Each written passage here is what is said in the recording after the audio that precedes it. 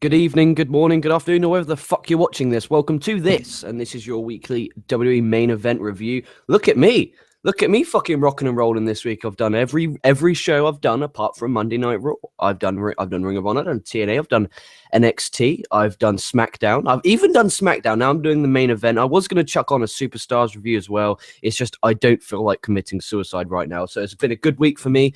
Back on track. This is my 6th podcast this week, if you include all the multiple ones I did. I did a Night of Champions review with the Smarka Mark team. I did a fucking preview of the New Japan shows with Steven from the Smarka Mark team. Done an solo NXT review, solo SmackDown review, solo Ring of Honor review, and now a solo main event review. So I'm really knuckling down and I kind of got my schedule back because I went for a stage. I was doing 6-7 a week, and then all of a sudden the work kind of really fucked me in the asshole, literally, not literally, but verbally, I meant, Jesus Christ. And it kind of made me stop. And now I'm kind of back on track. The hours are perfect. They're what I want. And I've got everything I need to be able to produce these podcasts every day. And this is your weekly main event review. If you listen to this on KocoSports.net YouTube channel, make sure you put in the comments below, is this show a win? Is this show a loss? Or was this show a tie? Or did you even watch this show?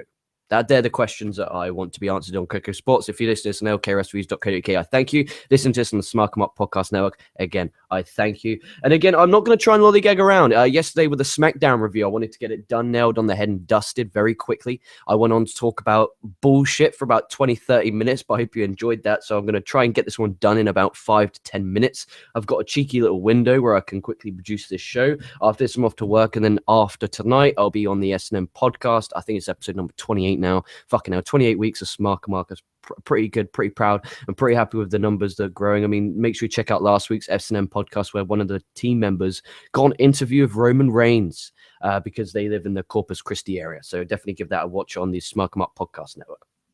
Back to main event. I try not to go off on tangents, but because I'm trying, it's making me think about go on tangents, which made me go on tangents.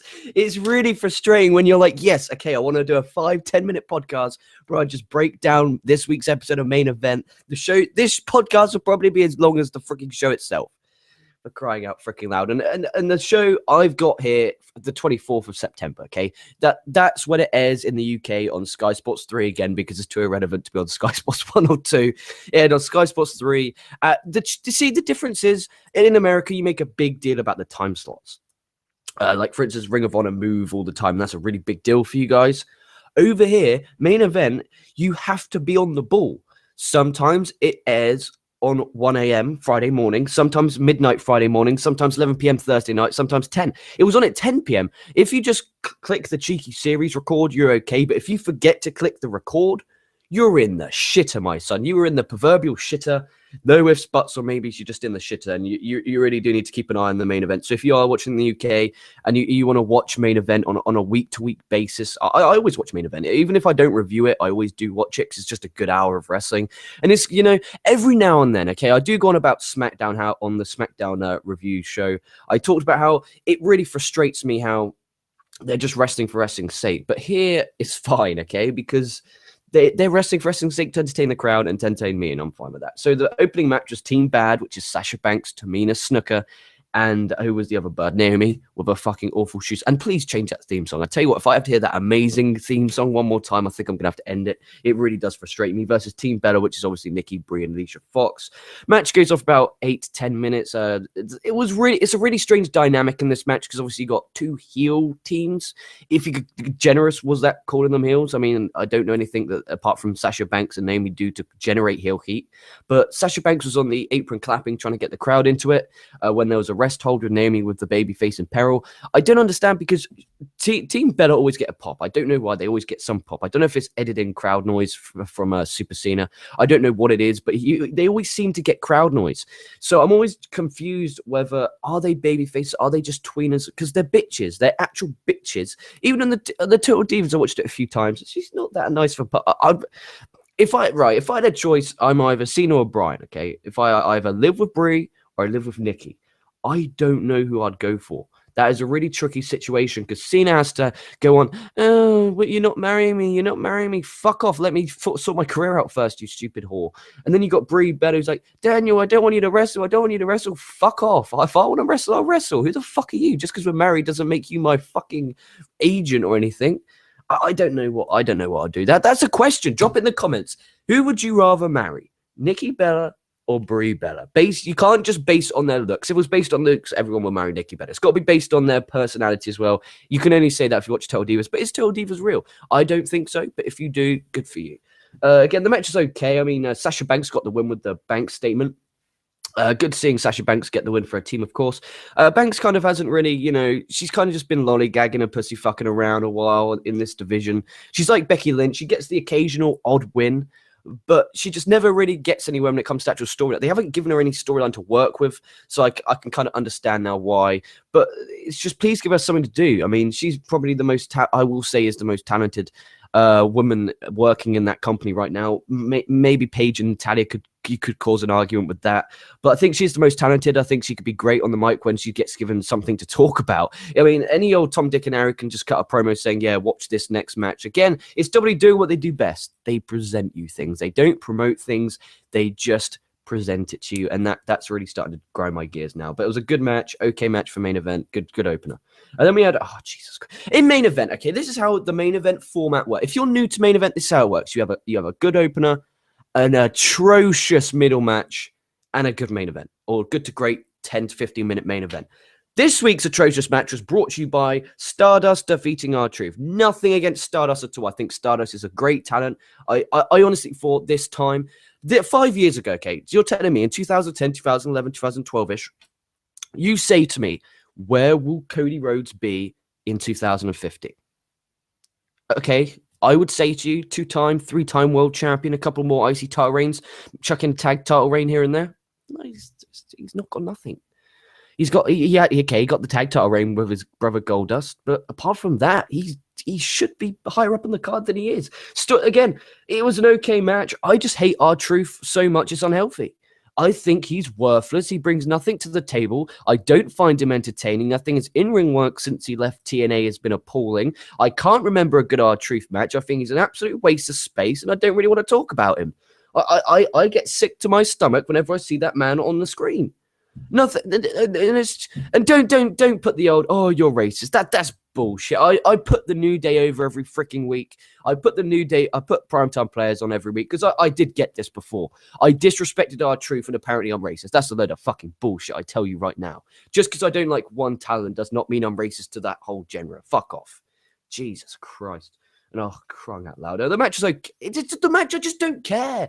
If Stardust wins, who cares? If R-Truth wins, who cares? They're not going to push either guy. I hate using that term, push. It sounds like a fucking 6-year-old fucking term. But I'm in a fat, sour mood. I'm speaking about R-Truth now. Why did WWE have to put me in this sour mood? I woke up, I was in a great mood, things looking good, and then all of a sudden, I forgot I had to sit through that. That was really torturous. Stardust did get the win with the Crossroads, or he's changed his name now. It's just he's too irrelevant for me to look up his finishing move now. It's just Crossroads to me. But the match itself was okay. It's just I kind of care about Stardust, but I just don't care about R-Truth in any way, shape, or form. If you present him like don't care about him, I'm not going to care about him. As simple as that. Then on the main event, we have Sheamus versus Jack Swagger in a 10 to 15 minute, very good match. I really enjoyed this. Swagger's had a few good matches on main event. I remember a few weeks ago, he had a fucking he only got given 4 minutes with Adam Rose. Excuse me, in the sponsored shit match so it was in the middle. So there's 3 matches. He was in the middle. He was in the sponsored shit match of the week. I tell you what, he went out. They freaking blew the house down. I tell you, if there's a match I recommend you for watch, it's about 3-4 weeks ago. I can't remember the exact date. If I have time, I'll go back look and I'll link it. And if I find it, I'll link it in the description or comment section below. I tell you what, they busted their ass for about 4 minutes. It was so good. The rest hold of Adam Rose with the chin lock. Swagger picked him up, run, and front flipped over the top. Both crashed to the floor. I tell you what, that was a really good match. It stuck out in my mind. And Swagger there proved that he still got it. Sheamus before this match cut a promo saying, Swagger, I forgot you work here.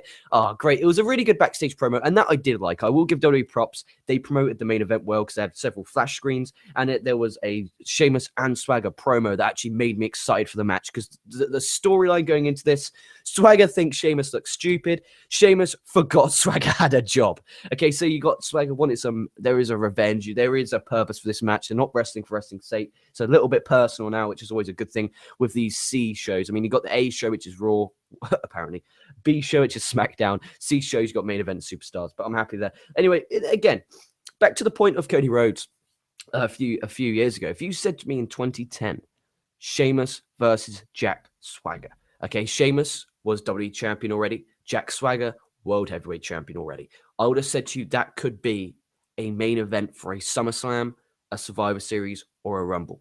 Maybe a Mania, depending on how well they're booked, because I don't really trust them, but back then they were okay. I honestly think that could have been a main event of a huge pay-per-view. And what are they doing? They're on a C show. They are on a C show. The talent of Jack Swagger, the talent of Sheamus, they're on a C show. But Sheamus is your fucking Money in the Bank. He's your next, technically, he's your next world champion. And he's not jobbing. He obviously gets to win with a Brogue Kick after about 10 to 15 minutes of really good action. I'm a fan of the physicality Sheamus brings to the table. Sheamus gets a lot of stick. A lot of stick on social media, a lot of hate. I have nothing against Sheamus. When Sheamus tried to cash in at Night of Champions, I was like, fuck yeah, I have no problem with this. It means I'm going to get physical main events on a week-to-week basis for the title. That's what I like. I want Orton Sheamus going at it 20 to 30 minutes for the world title. What's wrong with that? It's just I have two styles I like in pro wrestling. Really fast-paced, crisp, fluent, technical, hold, flip-flopping and flying shit. I don't mean shit, you know what I mean. And then my other end is the slower, methodical pace that, like an Ishii, if you're a fan of New Japan Pro Wrestling, like an Ishii would bring, like an Orton, like a Sheamus, the slower, more physical pace. I like to call it the methodical style of professional wrestling, and that I'm a fan of that. I really am a fan of that, and I'm looking forward to Sheamus' title reign. I'm curious to see what they're going to do, if they're going to have him lose it. Looking forward to I think Sheamus versus Seth Rollins itself could be a very good match. Obviously, you got the speed of Rollins, power of Sheamus, recipe for greatness. I say this all the time on the podcast. So I think that could be a good match. And Sheamus Jack Swagger was a good match. I mean, if I'm going to base this on the matches of the week, I would have from SmackDown Dean Ambrose versus Seth Rollins, number 1. Number 2, I'll definitely have Sheamus versus Jack Swagger. Number 3, Cena versus Seth Rollins from Raw. I just really enjoyed Sheamus Swagger because obviously you went from Stardust R-Truth. You really did not want to live your life anymore or the same way as you are. And then you jump to Sheamus versus Jack Swagger. It's kind of a nice, to slow the pace down. Let's pick up the physicality. Let's get some in-ring psychology in there with the fucking Patriot lock. And then when Sheamus went to the Brogue Kick, he kind of hobbled to the ropes there. There was also an element of in-ring psychology. And if you watched my ROH All-Star Extravaganza review, you will know I'm the main man when it comes to in-ring psychology when it's done right. And this was good in-ring psychology, and I enjoyed it. So overall, it was an episode of Main Event. It was not shit. It was not incredible. It was like what WWE is most of the time. It's just average. The opening women's match was okay. Nothing to get excited about. Nothing to shoot yourself over. The middle match is what the middle match is, and all purposes bullshit, and it always is. Like, for instance, usually it's Zack Ryder versus Bo Dallas. We'll probably get that next week. I hope we fucking don't. Then we had a very good main event of Sheamus and Jack Swagger. And if you were just, you have 45 minutes spare in your time. Okay, maybe half an hour by the time you skip out the Raw rebounds and the Stardust R-Truth, I would give this show a watch. I really would. You're not gonna lose anything. And if you just have it on your background, if you're playing, your PlayStation or Xbox, and or you're doing work on your website or fucking watching whatever the fuck you're doing or watching a film, just put it on the background. I really would. I'll just put it on the background. That's what I'd really say for Main Event. Couldn't really give it anymore. Didn't really put it over, but didn't really bury it. Again, it's just in the middle. That being said, make sure you check out lkreviews.co.uk, KocoSports.net, smarkamark.com, my free proud sites I'm a part of, and I'm very proud to be a part of those sites. Stay safe, stay well. I hope you have a great, great Sunday, as great as mine will be. Thank you very much for watching. Stay safe, stay well, and I'll catch your asses down the line.